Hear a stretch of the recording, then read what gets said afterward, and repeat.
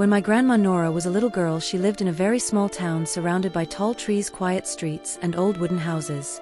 Her family was very poor, and every day began with work long before the sun came up. Nora was only 8 years old, but she woke before everyone else in the house. She carried water from a far well, washed the small kitchen floor, and helped her mother prepare a small breakfast of bread and warm milk.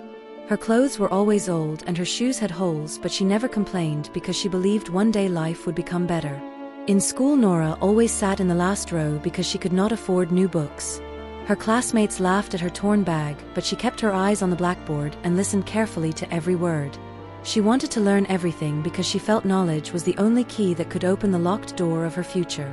Every evening she did her homework under a weak lamp while her brothers slept. She felt tired, but she never stopped dreaming.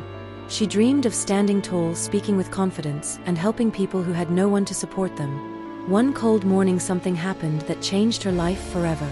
The teacher told the class to bring a project the next day.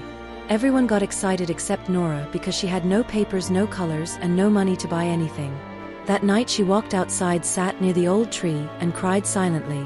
She felt life was unfair, she felt she did everything right, yet nothing good came to her. But after a few minutes she wiped her tears and said to herself that giving up was not an option. She looked at the branches, the dirt, the leaves, and the little things around her. She gathered fallen flowers, pieces of wood, and dry leaves. She worked the whole night creating a nature project with her small hands. The next day in class, every child placed their colorful, expensive projects on the table. Nora's project looked different. It had no glitter, no bright colors, no fancy sheets. But it had heart. It had effort. Years passed. Life was still tough, but Nora was tougher. She finished school, then worked small jobs, saving every dollar she earned. She wanted to build a life where her children and grandchildren would never feel the pain she felt as a child.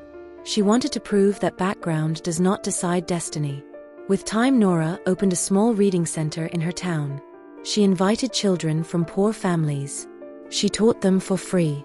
She gave them books. She encouraged them the way her teacher once encouraged her. People from other towns started hearing about the woman who helped kids grow strong and confident. More parents sent their children. More children learned and dreamed. Slowly her reading center grew into a learning community. Everyone respected Nora because she turned her childhood struggle into a powerful light for others. Now she is a grandma. Her hair is white, her hands are wrinkled, her voice is soft. But when she speaks, people listen. Every grandchild sits around her and waits for her stories. And she always ends with the same words. Your struggle is not your weakness.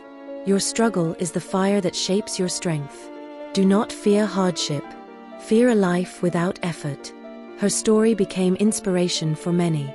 She proved that even a poor child with torn shoes and an empty bag could rise higher than anyone expected.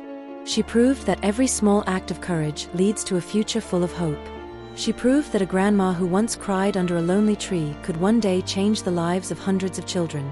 And that is how her childhood struggle changed everything. Not just for her, but for everyone who came after her.